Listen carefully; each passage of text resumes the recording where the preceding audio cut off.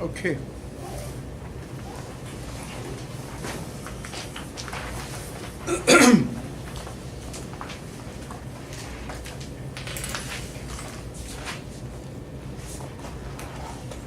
So we were discussing elastic shortening, and I asked you to go through this proof. So in pre-tension members, the elastic shortening is given by this simple formula, provided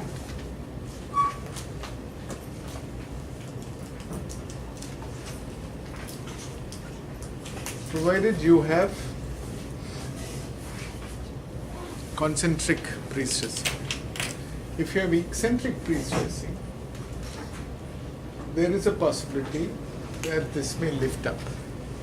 Can you tell me the conditions required for this to lift up, to hawk?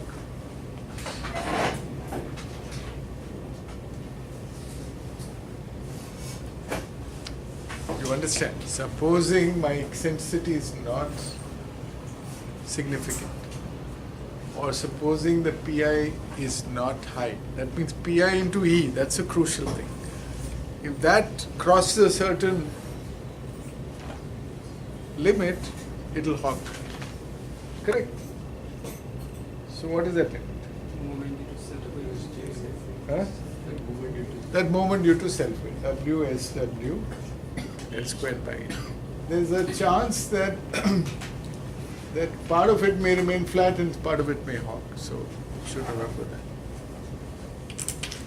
If the amount of prestress is high, then there is a camber in the beam. In this situation, the self-weight of the beam needs to be considered in the calculations. Usually you have to do this.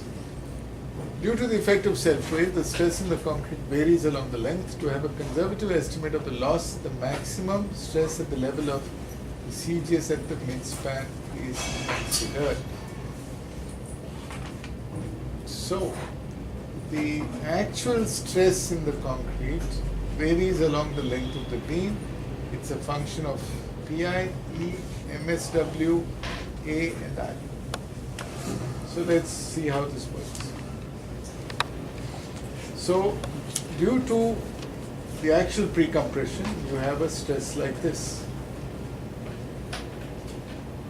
Okay, now I think we have switched notations here. I don't know how friends have done that. We've now chosen compression to be positive in this slide. You must be, you must hold an international driving license. This means when you move from Paris to England, you must know that you have to switch from the right side of the road to the left side of the road.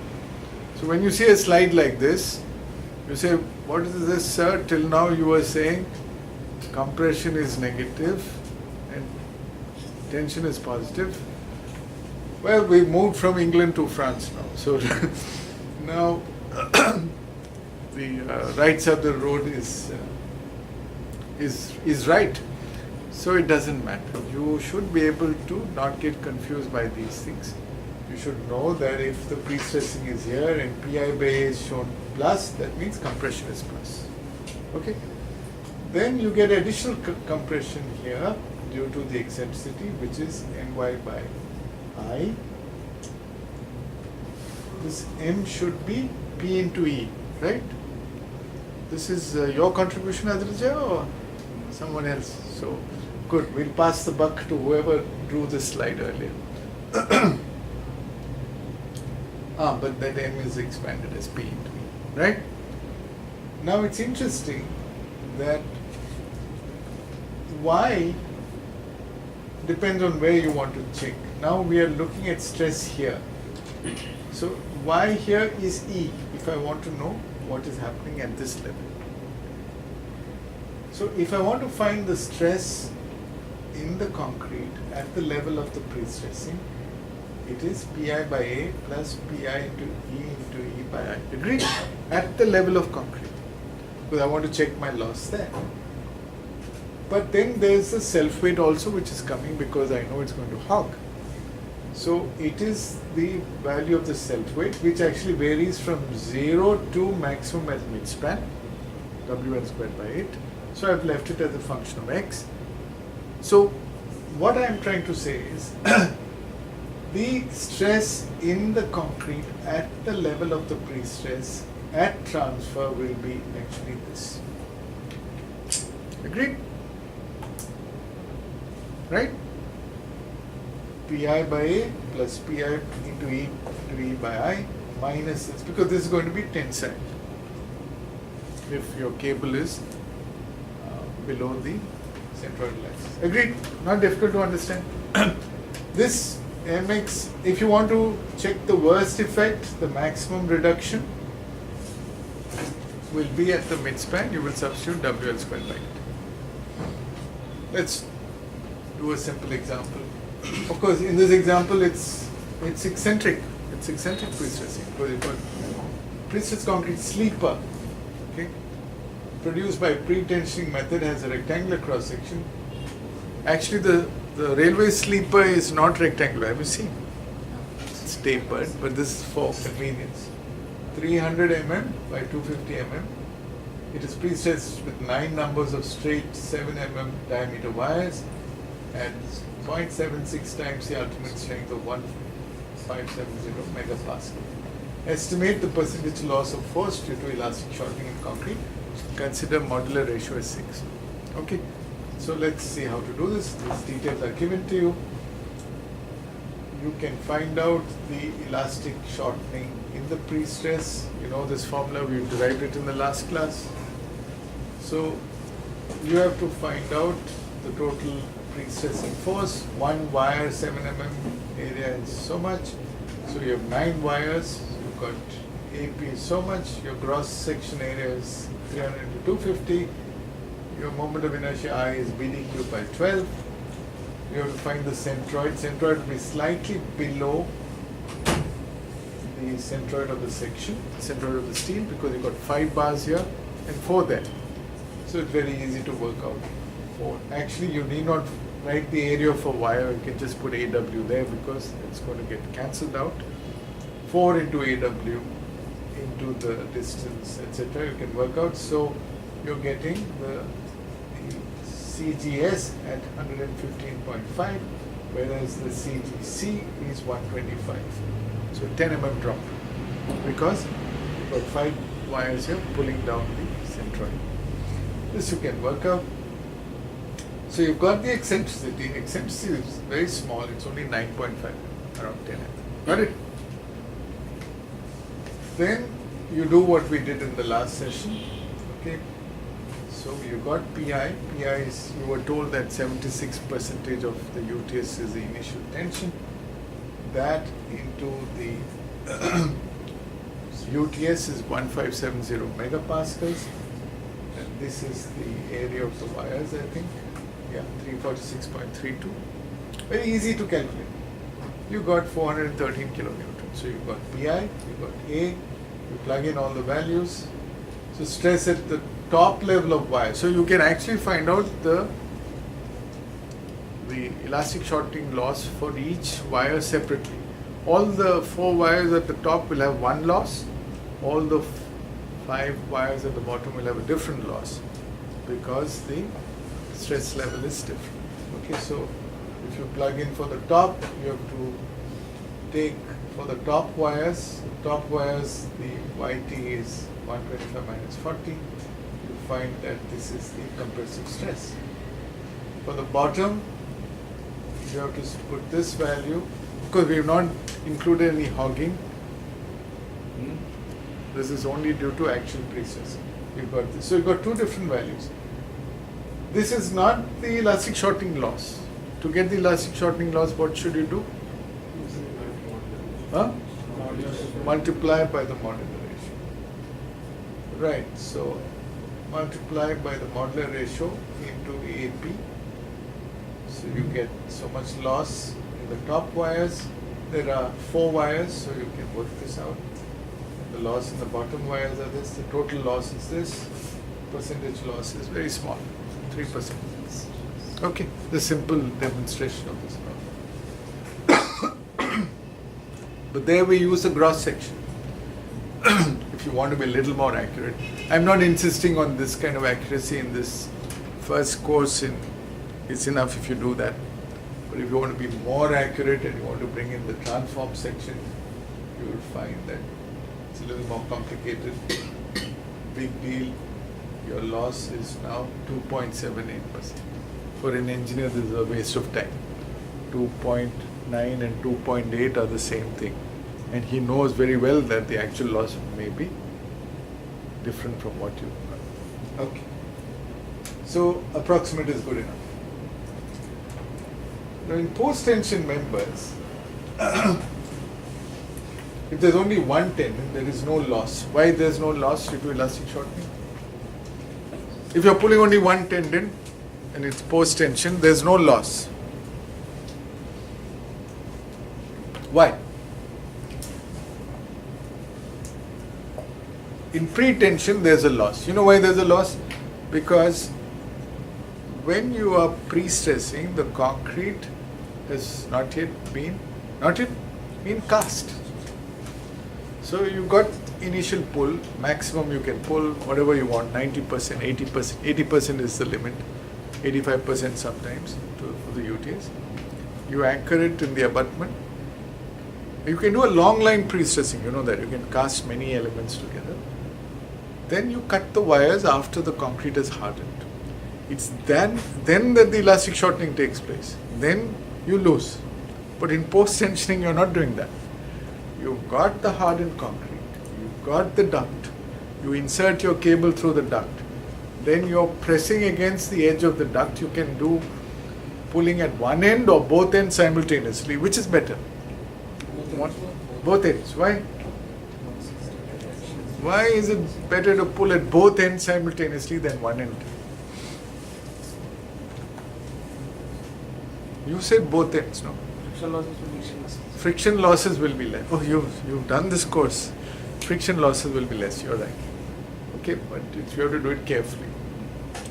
So you're pressing against it. So whatever you're reading in the hydraulic jack dial is the actual prestress. So while you're pressing and pulling, the elastic shortening is simultaneously taking place. You understand? So what you record is inclusive of the loss. So there's no loss. Whatever you're reading is including the loss. Okay. But if you have many tendons, let's say I have 3 tendons and I'm pulling one after the other, then what happens? Or let's say 2 tendons, make it simple. First tendon I pull, no loss. Second tendon I pull, what will happen? There will be a loss in the first tendon, but there will be no loss in the second tendon. If I have 10 tendons and I'm pulling them sequentially, then sequentially there will be a loss. Okay? So for more than one tendon, if the tendons are stretched sequentially, there is loss in a tendon due to subsequent stretching of the other tendons. So you've seen this figure, right? The loss of the first tendon is evaluated precisely, and half of that value is used as an average loss for the. So there's a clever trick you can do. Suppose you've got 10 tendons. You calculate accurately for the first, for the last it is, so it will be progressively less. First tendon will get the maximum loss because every time you pull, some loss is coming to it. Last tendon has no loss. So one clever trick is just don't waste your time calculating first tendon how much loss, second tendon how much loss, third tendon how much. Calculate only for the first tendon and average loss will be half that. It turns out to be more or less correct. Okay? You can prove it, but that's done. So you can do that, work it out. So in the concentrically post-tension axial member, the 4 tendons are stressed sequentially, there are 4 of them. But it's possible to have a jack which can pull all 4 simultaneously, right? That's also possible. Each having a cross-section area of this and initial stress of that. Area of the duct is 800 mm squared. Why do they give the area of the duct?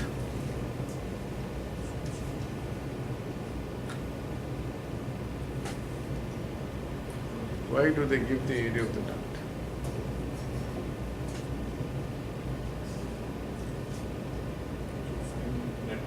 Yeah, net concrete will come because the duct will eat up some area, significant area, not.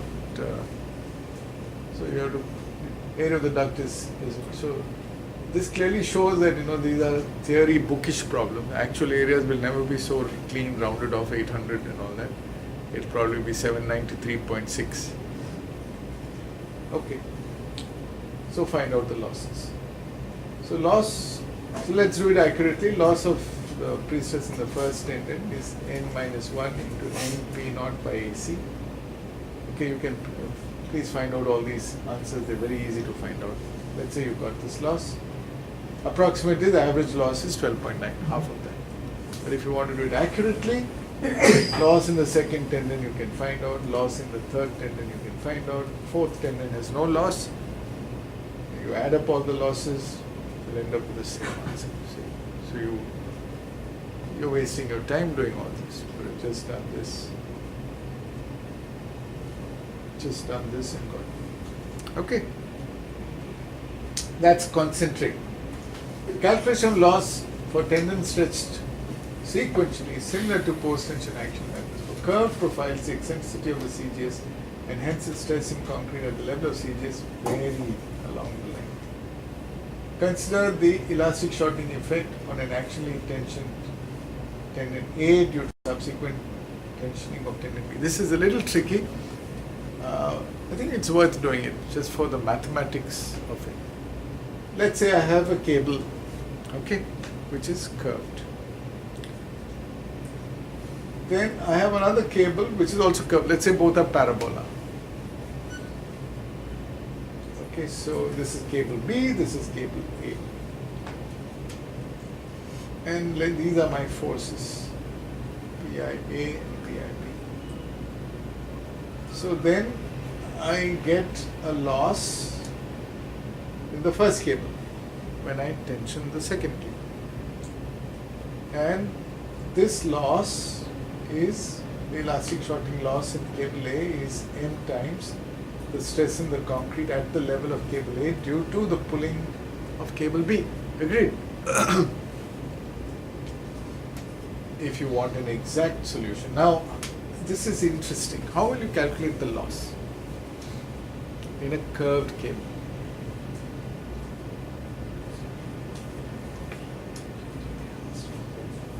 Mind you, you're doing post-tensioning. What's so special in post-tensioning? In post-tensioning, what is special is it's unbonded when you pull.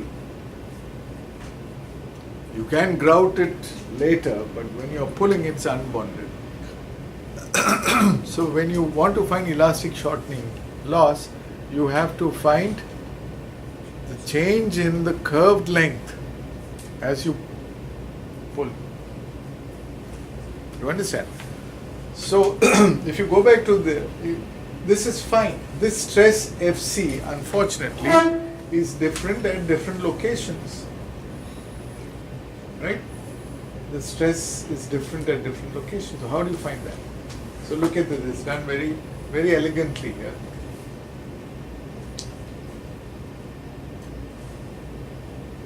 PIB by AC is the stress that you get due to axial compression, concentric. This everybody knows, right?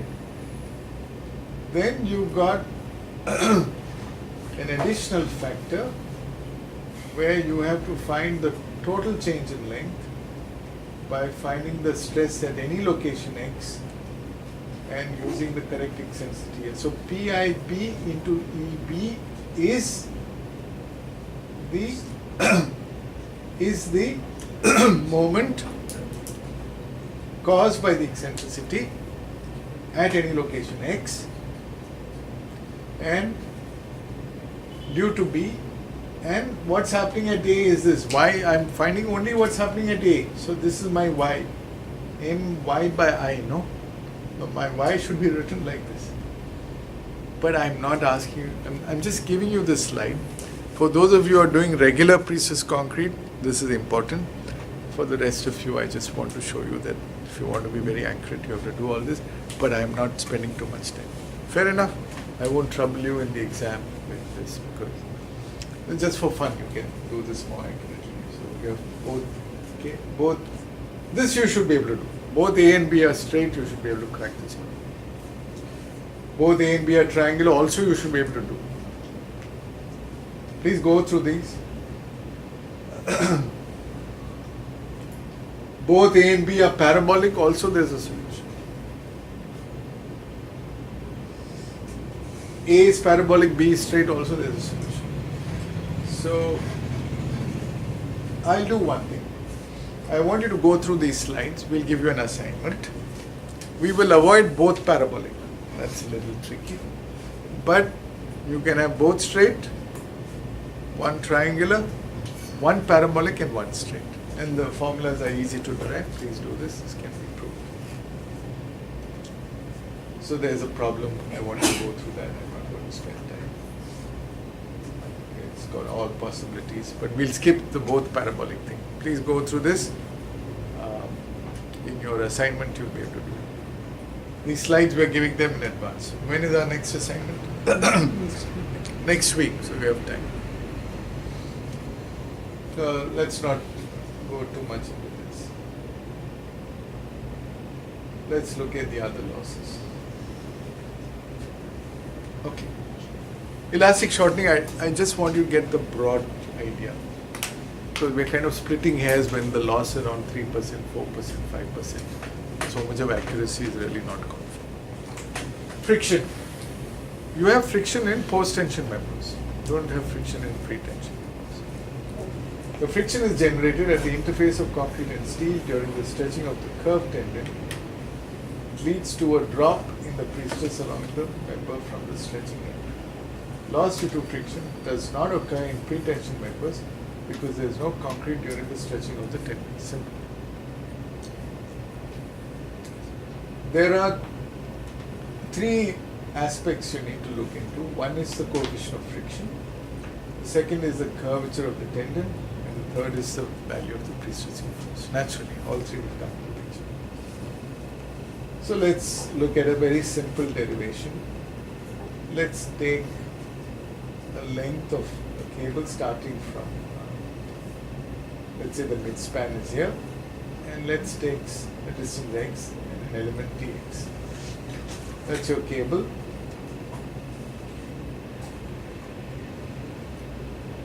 And okay, let's just assume that this is a profile. This need not be midspan. You've got an anchor here. So as you pull this cable, you're going to have the cable rubbing against either the duct or the concrete, depending on what it's going to rub against. So there's a friction, and there's a normal force which is generated, and there's a relationship between the two. Okay, so what is being said here is that if you have just a clean cable and you're pulling it and it's straight, you'll have the same tension at all points. But now the tension is going to change. We want to find out how much that changes. There's a loss happening due to friction. So there's a simple theory given. If you take a small element dx and let's say the angle subtended is d alpha, then the derivation is based on assuming a circular profile, even though your cable may be parabolic. So over this length dx, you have a frictional force dF, which is mu times the normal reaction dn. Okay? So this is, there's a problem in mechanics. Belt friction is a standard problem. You've probably studied it.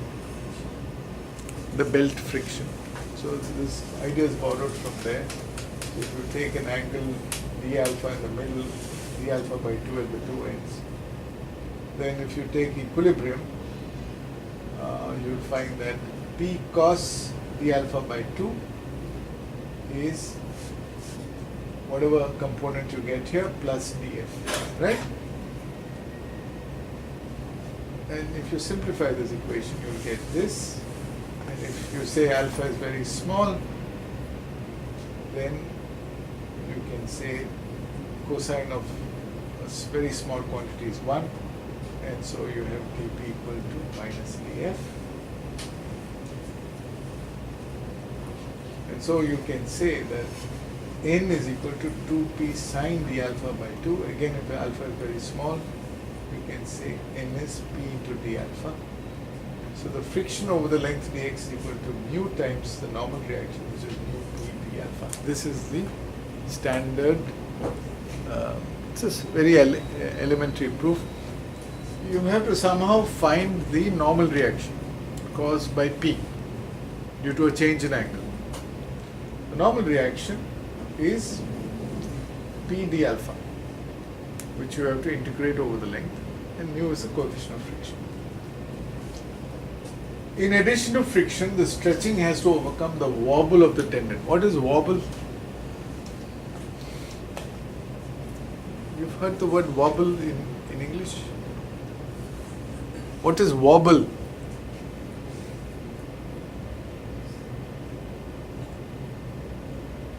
Wobble is, the tendon has its own stiffness. So even a straight tendon will do this little wobble, up and down. Right? You must have seen actual cables and all that. They're not very smooth in profile. They have ups and downs. That up and down is called wobble. The stretching has to overcome the wobble of the tendon. Wobble refers to the change in position of the tendon along the duct. Losses due to friction and wobble are grouped together under friction. You still didn't understand wobble? What's a good example to give? Let's say you buy a rope. The rope, and let's say it's thick in diameter. If you lay the rope on the ground, it will not be straight. It will be a little, but when you stretch it, it will become straight. When you stretch it, it will become a little straighter. Now, when you stretch it, in that wobbling, you have a frictional effect also coming into play. So, usually you join these two together. So, this is a typical continuous post-tension method. It's the ideal shape of the profile should match your bending moment diagram. It's see, your bending moment diagram, if you have a support here, it's going to be sharp there and sharp there. But that's difficult to do sometimes, so they make this also parabola. So it's all one parabola, another parabola, another parabola, and so on. So the wobble in the tendon is affected by the rigidity of the duct, the diameter of the duct, the spacing of duct supports, the type of tendon, the type of construction. The friction due to wobble is assumed to be proportional to the length of the tendon, the prestressing force. For a tendon of length dx, the friction due to wobble is expressed as kp dx, where k is called the wobble coefficient or coefficient for wave effect. Wobble is also called wave. So we did a derivation for mu p d alpha. Now we simply add kp dx. This is a linear function of x. The longer your cable, the more the wobble will be. So that's all you have to do. So you add both of them. Based on the equilibrium of forces in the tendon for the horizontal direction, you can write dp equal to minus df equal to minus mu p d alpha plus kp dx. Thus the total drop in prestress over length dx is equal to this quantity. The above differential equation can be solved to express p in terms of x. How do you solve that? You got dp equal to this. I want to, now p is also here. So I get dp by p on the left side. dp by p can be written like this. And I want to know, say at one end it's p naught, at the other end is px, some distance away. P naught is at the anchorage point. So I have to integrate this over the length. So this is depending on curvature, this is depending on straight length. Wobble is depending on length, this is depending on curvature. So you have to talk of an angle subtended from 0 to alpha, you can talk over lengths from 0 to x. So when you do this and simplify it, you get an elegant expression for px. Px is p naught to e, it's an exponential decay minus mu alpha plus kx. This is the proof. This is a standard formula used. P naught is the prestress at the stretching end after any loss due to elastic shortening. So P naught is what you get at the end, the Anchorage end. So this is a standard formula which is used. For small values, you can simplify, and if you substitute the Taylor's expansion for E of x, you can write it like that. But I think nowadays you have your calculators.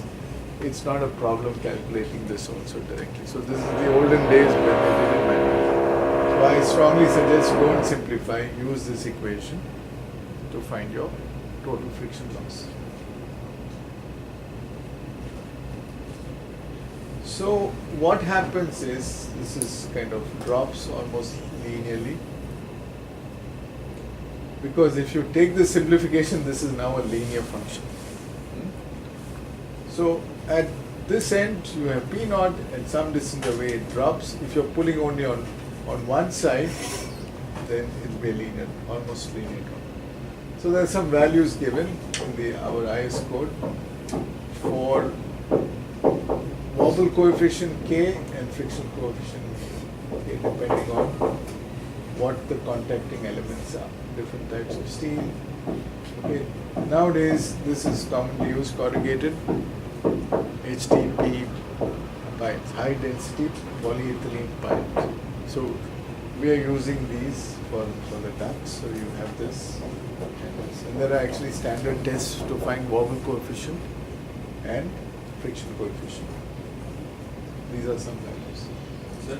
Yep. The wobble is only for curved hands, or will be there for straight hands? No, wobble will be there for straight also. In that case, for straight hands, will there be any friction loss? There can be wobble friction loss for straight tendons, because there alpha won't come into the picture. Triangular. Sorry? There is a triangular property. Then Triangular, apart from the box. there locally you can have alpha there at that. So you don't integrate along the full length. There is some friction loss due to triangle at the junction. But it gets halved when you pull it from both sides. So this is an example of post-tension beam spanning three wires. Each tendon is this and has initial stress. Estimate the percentage loss in each tendon due to friction at the anchor end. So you have A, B, C. All three are parabolic. No, I think the third one is straight. Third one is straight. So prestress in each tendon at the stretching end you can calculate, because you're given the value after elastic shortening. And you have to find alpha. So to get alpha, you must get the equation for your parabola. This is the standard equation for the parabola. And then you have the midspan lag in the cable. So if you have a function for y, you can write dy by dx, and you can work out what is the value of dy by dx at x equal to L and x equal to L. And you can prove that the change in slope here, this change in slope is 8yn by L. This can be proved. So the change in slope is proportional to x, you can see. The expression of alpha x can be written in terms of x as alpha x equal to theta into x, where theta is 8yn by L square. So this is a variation. And so the prestressing force is given by this expression. You can add these two and call it eta. So for the three tendons, you have three different values of ym given. Third tendon is straight. These two have two different values for all the tendons. The horizontal length is 10 meters. So you can substitute these values, you can plug in these values, and you can find out the percentage loss due to friction at one end is so much, and the midspan is half these values. So in the straight tendon also you have a loss.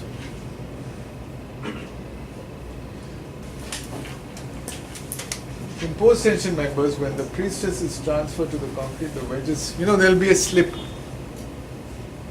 The anchorage, there are many 100 odd patents for anchorages. You have the cone fitting in, or some friction between the the male and female connections. So the wires, you know it from experience. When you tie a knot, just before tying everything looks tight, but when you have to release and then tighten, then you got slip. You lose something. So that slip should be calculated or documented. So that's called anchorage slip. Post-tension members, when the prestress is transferred to concrete, the wedges slip through a little distance before they get properly seated in the conical space. The anchorage block moves before it settles on the concrete. There is loss of prestress due to consequent reduction in the length of the tendon. So this is how you anchor, and there is some slip taking place. So this the manufacturer has to tell you how much slip to expect. This is a word you take from the manufacturer. So for Freycinet system, for example, 4 mm, 6 mm, for Magnal system, 8 mm, for derivation, which is very popular, is 1 mm. But this is the value the manufacturer has to give. Due to the setting of the anchorage block, as the tendon shortens, there is reverse friction. Do you understand this?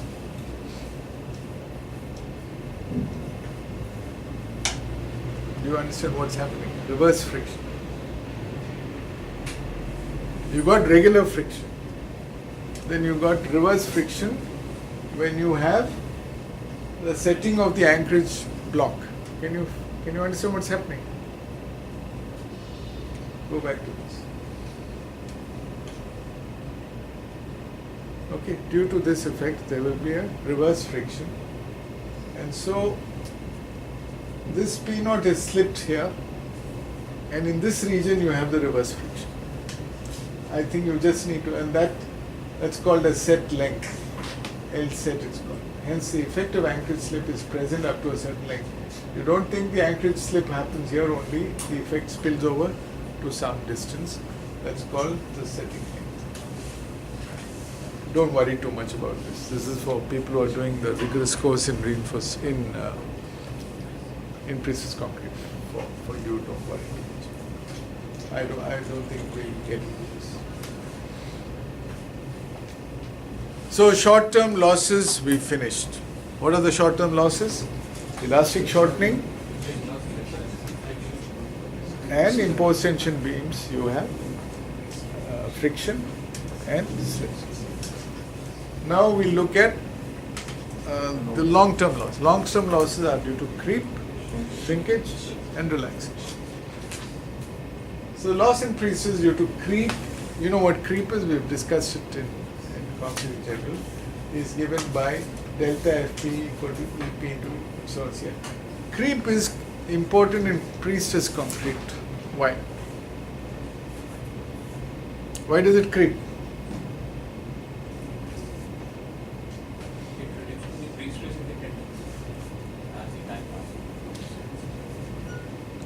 Concrete creeps, steel doesn't creep. So concrete is subjected to sustained loading, pre-compression, non-stop pre-compression during the entire lifespan of the structure. Say actually prestress. So you have elastic shortening, and then it continues to creep. You can try to capture everything by a modified elastic modulus, which takes care of creep. But the fact is, it's going to go on shrink. As it shrinks, the initial stretching of the cable also gets lost. So you're losing pre-stress. You're losing pre-tension in the steel. And because of that, you are losing pre-compression in the concrete. So it adds to your elastic shortening loss, but elastic shortening loss happens instantaneously, whereas creep happens slowly over time. And it's important to know if you're doing multi-stage pre-stressing or you're delaying the construction or that. At every stage during the life of the structure, including transfer, you have to know how much creep loss to expect. You understand? So that needs a lot of detailed calculations. So it's very simple. You have to find the strain due to creep and multiply by because the loss is in the steel. So EP into that, because this is the same strain that you get in the steel. So this can be written as creep coefficient, which is a function of the time at which you are calculating the loss T and the time at which the transfer took place T naught into the epsilon initial. So this is rewritten in this format. Okay, epsilon initial can be written as FC and elastic short term modulus EC. So it can be, you've got EP by EC, which is nothing but modular ratio, and you've got FC and you've got this creep coefficient. So it's very simple formula. Modular ratio times the stress in the concrete times the creep coefficient. The loss in the prestress due to shrinkage is given as delta FP equal to EP into epsilon CS. So, are we not giving detailed calculation of this? We're going to do it later. Because a new code has come up with detailed calculation. Shrinkage is similar. Delta FP equal to EP into epsilon shrinkage of concrete. So we'll do the calculation later. Let me first finish all the three losses. The third loss is due to shrinkage, also happens over time, drying shrinkage. Third is due to relaxation. Relaxation of steel is defined as time-dependent decrease in steel stress at constant strain. So the main difference, what is the main difference between creep and relaxation? Creep occurs under constant stress. Relaxation occurs under constant strain. What's the easiest example of relaxation that you experience in your personal lives? Kind of thread. Thread. Clothesline. You tighten up. You have to keep on tightening the clothesline as you hang it because its tension goes up. Or if you play a guitar or any stringed instrument, you know that you have to periodically tighten the strings to get the same frequency. Due to relaxation of steel, the prestress in the tendon reduces with time. The relaxation depends on the type of steel, the initial prestress and the temperature. It can be observed that there is practically no relaxation loss when the initial prestress is less than 60% of the yield stress. Very important to know. Supposing you did not pull the wire initially too much. If you pulled it less than 60% of yield stress, no relaxation loss. It's only when you pull it a lot that it feels a pinch. The relaxation loss becomes increasingly significant, particularly after long duration of sustained loading, beyond 1,000 hours at higher values. So there are tests to check relaxation loss. We do it in our own lab. The code talks of a 100-hour test or a 1,000-hour test under controlled temperature and humidity. So, which factor making the steel to relax and what's actually happening in relaxation? You tell me what's actually happening. What's happening in relaxation? Let's say you are the steel. You are subject to non-stop tension. Your wife is nagging you every day from morning till night. First 15 years of your life you miserably suffer it. Right? Then what happens? spend my life outside the house. No, no. The trouble is when you're outside the house also you're thinking about this, you're worrying about this. You can't relax. Then a stage comes in your life when you say, chalta hai yaar. It doesn't pinch you after a certain stage. You understand what I'm saying? You relax. You say, I can't change her. I accept her the way she is. Why do I get worked up unnecessarily? So you start relaxing. That tension is no longer there in you. So if you can relax like that, steel can also relax. I'm just giving you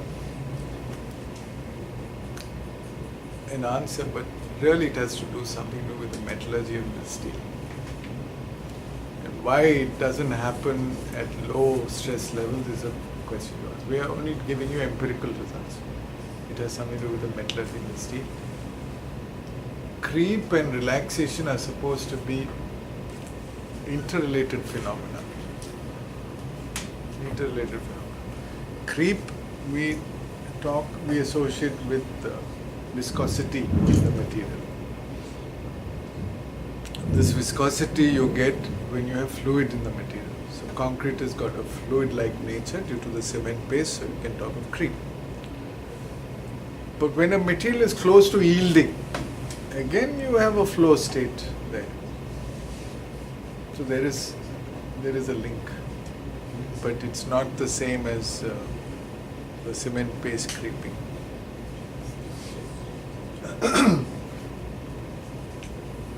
Okay, so these are the recommended values for relaxation loss in 1000 hours. These are the tests we do. There are two types of steel. Now you have low relaxation steel, which is commonly used. So if you stress, say 50% of your ultimate pre-stressing strength, then for normal relaxation or low relaxation, no loss to consider. If it's 60%, you can expect 3% loss here and 1% loss here. If it's 70% your initial pre-stress, 5%, 2.5, 80%, 8%, 4.5. For long-term relaxation, multiply the above value by a factor of 3. See, this is 1000 hours, so it's exponentially going to change. The other thing we found is all these codes came from the Western world, and even the tests we borrowed from FIP. We'll cover this in the next class.